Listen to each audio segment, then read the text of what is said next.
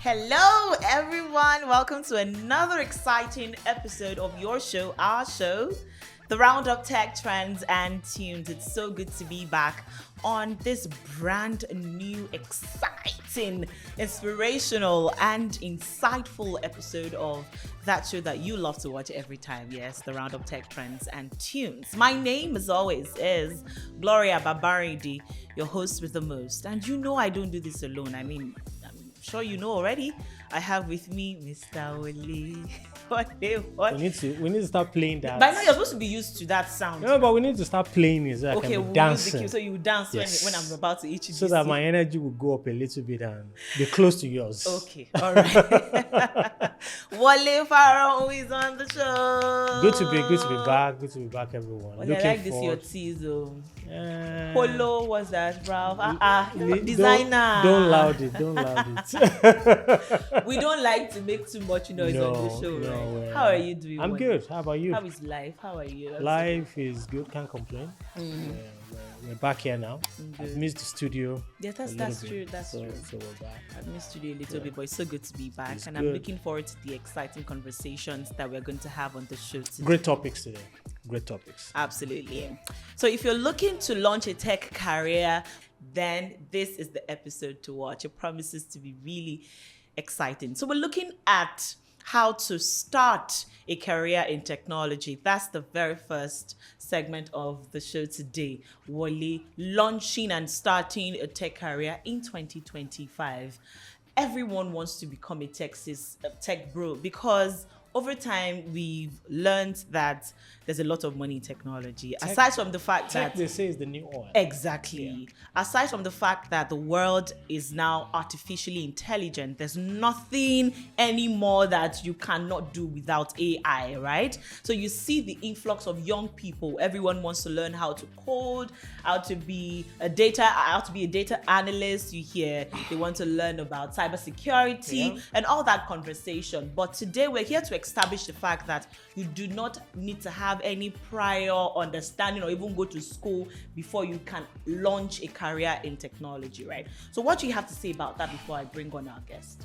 So, this episode is one that I can relate with a lot, right. Because as you know, I'm in tech, but I started my tech career in the conventional way. I actually went to school to study computer engineering, which is a tech related, and that's how I started. And even at that, when we left school, you had to decide what branch of, and remember, this is very early, late 90s, early 2000s. It's not a Gen Z. You have to sort of decide what part of tech you wanted to be focused on. Back then, do you want to be a Microsoft certified engineer? Do you want to start doing Cisco? Do you want to go into software development and things like that? If you fast forward 20 years, 25 years, the space has evolved a lot. Absolutely. Apart from the fact that the size of the market and the business side of it has grown a lot, there's so much diversification in terms of what you can choose to do within tech. And we're finding out now, like, you don't have to have a computer engineering degree for you to play a role in tech. And that's what we want to explore today. A lot of people have gone to study medicine. A lot of people have gone to study business. A lot of people were in the lab in their universities, but are now out thinking about changing careers and launching a career in tech. I think this is a platform and an opportunity for them to do that. I was going through the data, and I saw that the ICT space, which is the internet communication and telco space, which is technology space, which is the way we classify it in Nigeria, is worth about $33 billion. The tech part of it, which I think is the part we're talking about today, is estimated to go to about $5 billion in 2027.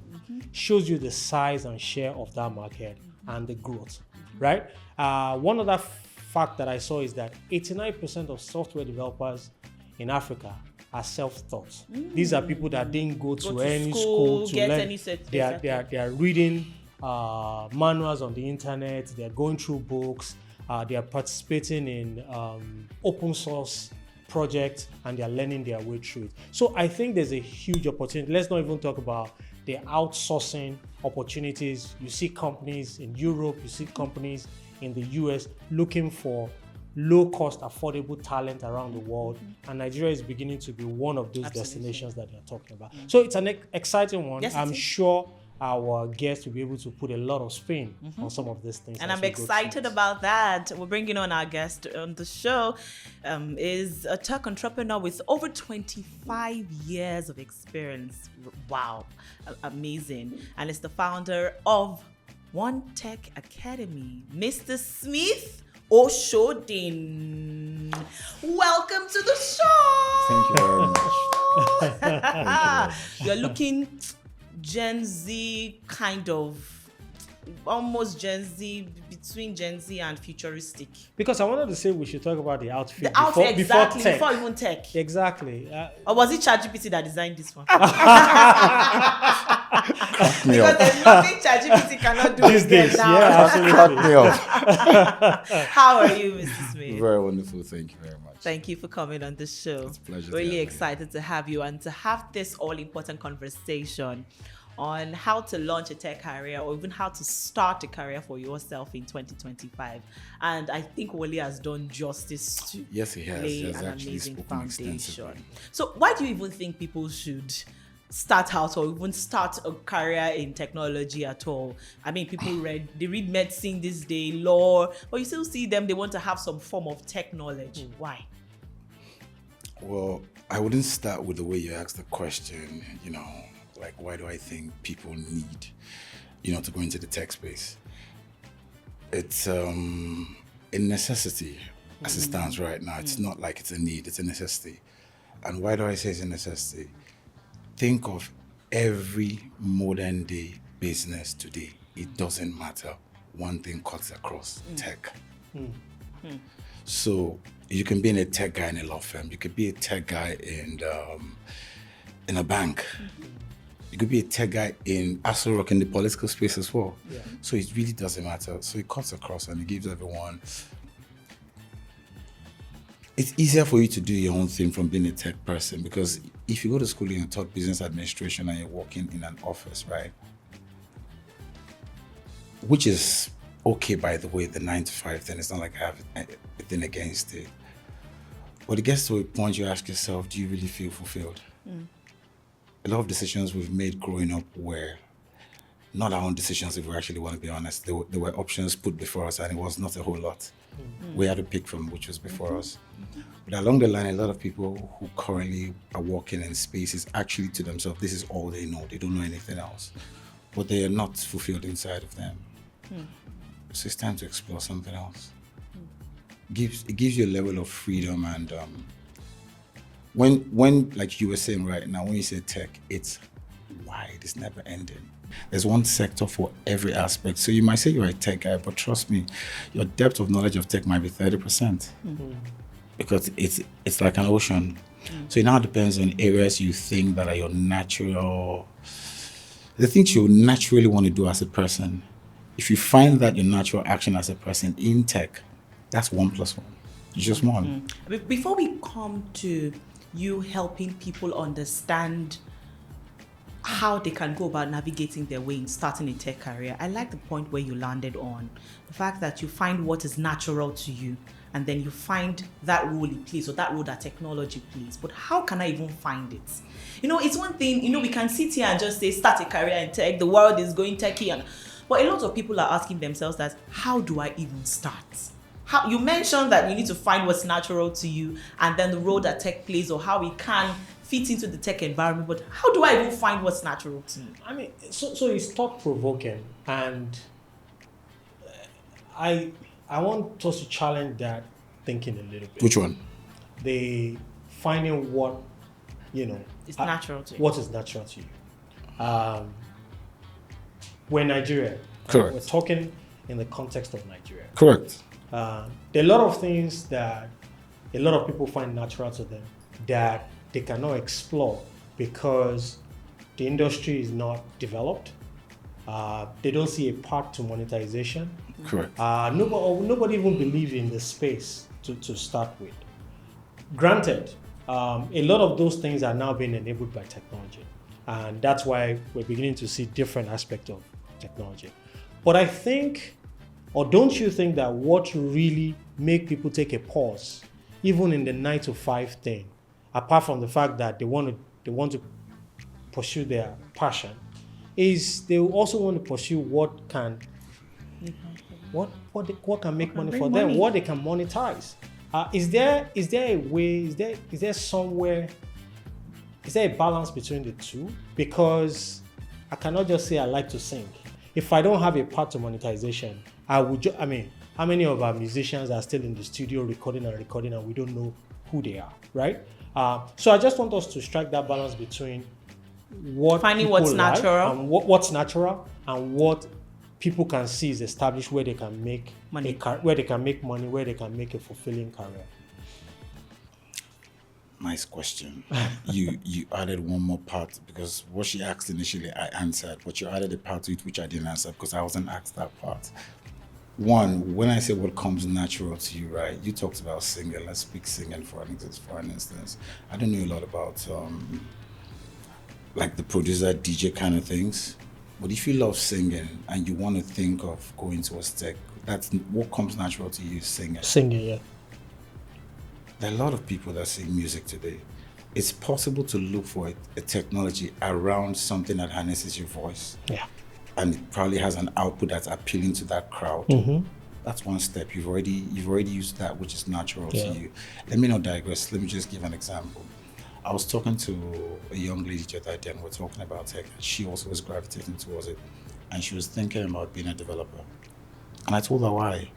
She has a few friends that are developers. Automatically, that's influence. Yeah. So we started talking. I'm like, okay, what's a natural thing that comes to you? Maybe you're looking at something, you walk into a space. She was like, visuals matters. Like even when she looks at a game, she's more interested in the visual part of the game than the functionality of the game. Yep. That tells you that's a UX UI person. So in that context, now you talked about the aspect of monetization. The fact that you're good at something doesn't mean you understand how to market. The Steve Jobs didn't know how to market Apple. But then there's always like a partnership you must have with people, because the fact that you're good at what you do, you still need some level of exposure. Without that exposure, like someone who goes to Don Jazzy, for example, we're Nigerians, so we're targeting the Nigerian market. And he's an average singer, but he comes on Don Jazzy's platform. As against, he just goes on YouTube and posts his own video and he's 100. First of all, the Don Jazzy is already a platform. The level, to listen. Yeah, the level. And you end up now saying the music is very good because it came from Don Jazz, but you're not going to give audience to the other one out there. So it also depends on the platform you choose to want to work with. But what we try to do in the academy, not jumping the gun, but to answer your question, is we're very big on the community aspect of it. So when you say, what would you do when you now acquire the knowledge of tech in order to generate revenue? If you belong to a community, what you have in tech is not all of it. You must work with other components in tech. Even in designing an app. So many factors play into it. So there are a lot of people that play into it. So it becomes, you're part of a chain. Then if you're in a network, you'd always be plugged into the system.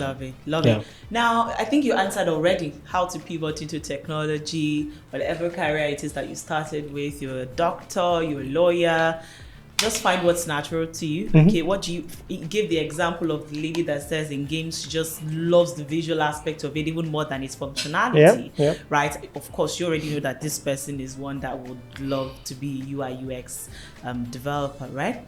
Now, I want you to then touch on quickly before we come to One Tech Academy and what you're doing. And I understand that very soon you're going to be starting with the first cohort, right? What to look forward to and why you even started One Tech Academy in the first place.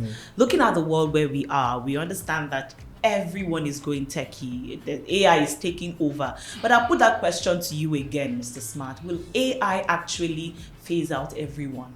We've asked that question on this show a lot of times, and people will just come and tell us that, no, it's not possible. AI will not take your job from you. AI will only make it better. What's your school of thought? Okay. This is my complete personal opinion. I love that caveat. Yeah, because you know what? I don't want, if you find reasoning in what I'm saying, then that's now up to you to work with it. But it's my own opinion. Do I think AI would take over? No, I don't think so. But do I think AI is going to kick a lot of people out? Yes, it will. It will kick a lot of people out of job, but it won't take over. I don't know how man intends to replicate man in a machine to give it intuition. AI is garbage in, garbage out. It doesn't generate anything of its own will. A lot of things have been put into place where you can play around the algorithms and all that and come up with what it comes up with. You don't just throw AI in an empty space without anything and to fetch something for you. It has to fetch.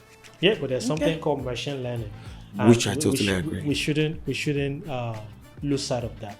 But before we delve into more of the AI stuff, I was looking at whether you are going into tech the conventional way, the way what used to be the conventional way, or you are going through it as a change of career.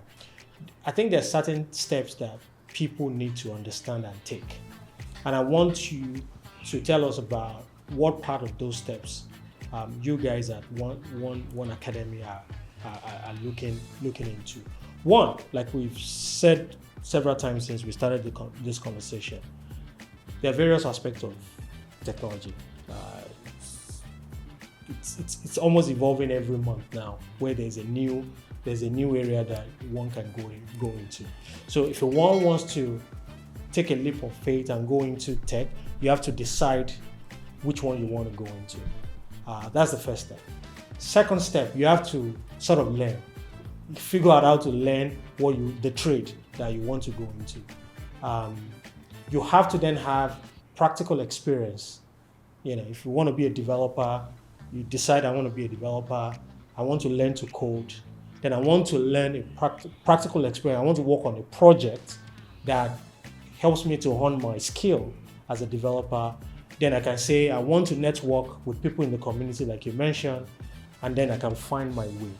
I want you to help the audience understand what part of this flow are you guys focused on, and where are you in that part? Or if you do all. So you can use that to introduce to us One Tech Academy, please. When you say introduce, you want me to tell you the breadth of One Tech Academy? Why you started, and of course, how what role you can play. yes, how you can help the individuals choose how they navigate the career change. So I'll start from where I started to get to that, so it's a lot. It's better to understand. We're a software solutions company. So basically, what that means is we kind of look around, identify problems in our society, and look for a way to create a minimalist solution, a very simple solution around it, but still gets people going, just cushion the gaps anywhere we see. But along the line, we observed we're having this developer standard mindset problem. A lot of things went wrong, and we started working with the developers outside the country. But the whole idea behind our business is it's Nigerian owned. Sorry, I'm a bit Nigerian passionate, so a lot of things that I want done within my space, I want the people to be Nigerians because we're good. Sometimes we act a bit funny, but yeah, if we all patronize ourselves, we won't say the government is bad. So we now said the quality of developers, no disrespect to developers by the way, we're getting at that time, there was a bit of a gap. Now we did a bit of investigation to find out, like, okay, how did these guys acquire this knowledge? What standard of learning environment did they really get this knowledge from? And that's where we saw the gap. Self-learning. A lot of them not self-learning. Some things I don't want to say, so it's not like I'm trying to put anyone down, but there are global standards to how certain things are done. Because most of the courses we carry out here, the AWS, the Microsoft, we were not the ones that wrote them. It's Microsoft that set those certification courses. So they who set the certification courses also created a curriculum. Okay. And they also created a time to say, someone who has enlightenment, you don't have to have gone to school. You can read, you can write, you can reason. and this is something you have interest in. So as long as you can do this in this number of hours, deliver this content delivered to you by a professional, by an expert who understands the content, it's easy to assimilate the knowledge. That was now the gap we're seeing. A lot of places you go for a 40-hour course, they'll tell you to come and you'll be there for like 3 months. It's a 40-hour course. Some places, actually that's the standard that it was, but I didn't know why. And when I said, okay, we're starting to see all the gaps around that. That's what we decided to say, you know what, let's have an academy and let's let the academy be of, should I say world-class standard? Meaning that whoever teaches the ExxonMobil, whoever teaches the guys at Oracle, that guy that teaches that person, we want that knowledge in we want those kind of people to be the type of people that train our academy. Does that not make your academy expensive ultimately? Well, Wole, expensive is relative, you know. No, actually, in the direct context of, I get where it's coming from. It's saying apple and oranges, which is more expensive. This is an apple and orange comparison. In the apple and orange comparison, we're okay. Our price is quite competitive. Because also in the context of the people that are changing career, Now you asked about your second question, which you asked about, so that the viewers would also be able to pick on both things you said. That's what gave birth to the academy, and we got those kind of facilitators into the picture, and they set the course curriculum, and they pretty much got everyone involved to work with us. They have over 3 decades of training experience. So now to your question, how do we get people that come in to transit the program? Okay, basically for everyone who wants to come to our academy, they already have enlightenment. So it doesn't matter about your whether you have a degree, you dropped out of school. You have enlightenment. You can read, you can write, interact with people every day. So if you come in, we try to put you through a consultation to see the consultant in our facility. That way you'll be able to interact, because it would be very wrong for you to get to that point where you had no fulfillment. You now saw hope in front of you. We took your money, you went through the program, but you found that, I should have done that instead of this, but you've paid already. So now you're just going to waste that. So we take you through that journey, first of all, to make sure that at the time you come in and you sit down for whatever course you plan to come in for, you're ready for that course. That course is actually for you. And during your journey with us, we would hold your hand like a kid and walk you through the journey, because we're Nigerians. The people we expect to come to our facility are Nigerians. So the passion to see the empowerment in our people. Okay. So I want us to be... I've actually not finished answering the question. No, wait. I'm stopping you because I want... See, when we engage audience here, we want them to follow things that we're saying in a very practical way. Okay. I like a lot of the things that you're saying, but as you were talking, I was thinking, if I'm not a technology person looking to start a tech career, am I clear or lost on what I'm getting right now in this conversation? And the answer is not very clear. I'm not lost, but not very clear. Okay. I want you to help us. A young guy who read law wants to switch and say, my passion now is UI UX because I have eyes for visual things. Correct. I want to help companies make products. How do you help that individual from where they are to today to a point where they are skilled, equipped, and ready to make impact in the next organization that hires them? I think that would be very helpful for the guys who are listening to us. Fantastic. A lawyer who comes in and wants to switch to become a UI UX designer, so he already knows what he wants, he already knows what interests him. He pays for the fee, he comes in. While during the program, I think a UI UX, can't remember how many hours it is, but during the phase of his lectures, the modules in all of his courses are supplied to him via our LMS. So he has enough course materials for the entire period he's there. And mock questions are set every now and again to be sure by the facilitators, to be sure that this individual is catching up. After he is done, he gets his certification of completion while we're walking through the journey, providing all. Is this on-site or remote or both? No, it's on-site. On-site, okay. On-site. And usually what we do for everyone who comes in, we don't take the tuition fee alone. We take the tuition fee and the exam fee as well. That's to get you to the end. The exam fees at actuals, whatever price you're paying for the exam fees at actuals. But we want to make sure you get to the end of your journey, because you don't want to go to ULAG and leave with your test result. You want to have the degree. Yeah, so absolutely. Yeah. A lot of people who do this just have, okay, why would you go for an AWS examination and not have the certification for it? Because it's a global recognized certification. So we try to take everyone down that value chain till the end. Now, when you pass your examinations, our agreement with our global partners is everyone who leaves our facility will be posted on their platforms for job recruitment. That's amazing. We post them on our platform for job recruitment. And we're also partnered with a HR company, a very big HR company, that they would bring people to us as well, and we'll send them back to them for. So we try to give them a lot of exposure out there. Yeah, thank you for breaking that down. Wole, I think now that's amazing, because any lawyer seeing that now understands that.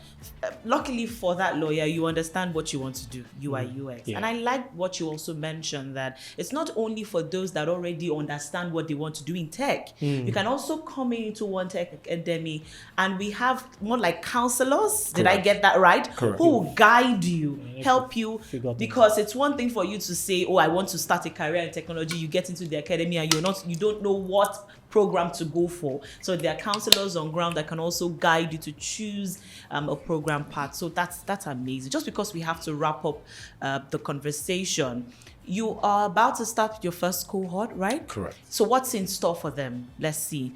We can have a lot of sign-ups from watching this episode. To encourage a lot of people to be able to partake in this journey, we want to say we'll give like the first 100 people who actually registered 20% discount. Okay, first 100, 20% discount. Yeah, that's amazing. They should just say Gloria sent them, right?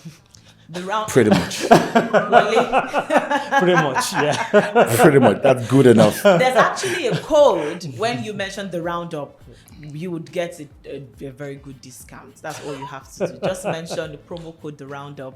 We know that you're from here, and you'll get a pretty good discount. The RoundUp said it. Wole said it. I'm just his mouthpiece. Okay, so what's in store? Okay, you already mentioned what's in store for for the first cohort that you're starting with the discount. I'm sure that the same procedure that you already highlighted for the lawyer now turned UI UX developer is the same for every student that walks through the corridors of your academy. But then, in foresight, in future, what should we expect more from One Tech Academy?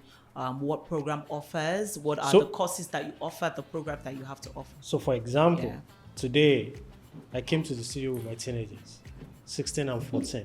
If they are on school break and they wanted to get exposed to get a certificate technology, do you have programs for age groups like that, or is that in the Is that in the works? That's something. That's actually in the works. Right now, we're trying to keep it within a certain working class. Okay. Which is 25 above. Like you're already working, and the reason for that, you're already in your career. You're already trying to grow, and because, like I said in the beginning, we're really big on that community. We want people to walk in and be able to connect with themselves and leave being partners in a business.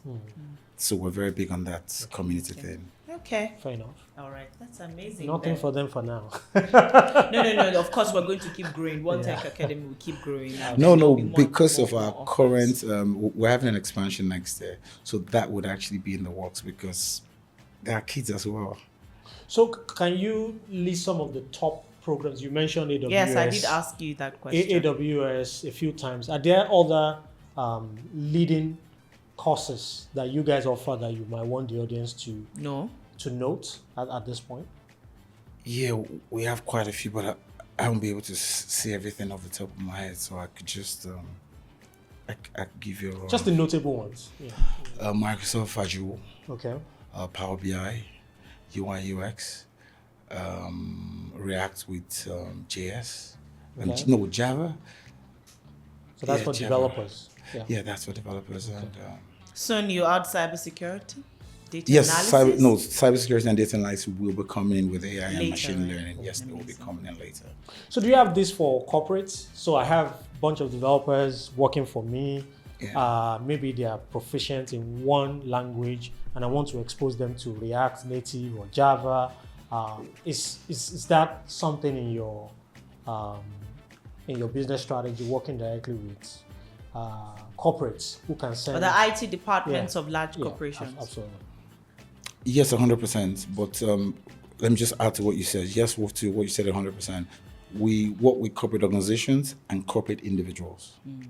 So if it's like through, like you're trying to say now, someone who is doing like the fundamentals, which is like the entry level, then after that you get to the associate. So a lot of people within an organization might have just the fundamentals level and they need to upscale to the next level. Yeah. Then they come through our facility because we offer both of them. For the fundamentals, which is like the entry level, I know nothing, I want to come into AWS. Then you start with the fundamentals. Then if you want to take it real seriously, then you upscale to the associate. Okay, so how do we sign up? How do we register? They just go on our website, onetechacademy.com, pretty much, and it literally tells them how to enroll. Okay. And they can actually choose their courses there. Okay. There's enough information on the website actually. All right. OneTechAcademy.com is the website to visit. And if you do not have any idea about what you want to do with your tech career journey, don't worry, they've got you covered with counselors able to see you through and put you through. And don't forget, you get a 20% discount when you mention the RoundUp. Or Gloria. Oh. Don't mind me. Thank you so much, Mr. Smith, for coming on the show. That was quite an insightful conversation with you. And we're very sure that people watching, wherever it is they are in the world, they'll definitely sign up, be a part of the first cohort of One Tech Academy. Thank you very much for coming. Thank you. Thank you for very coming. much. Thank you very much.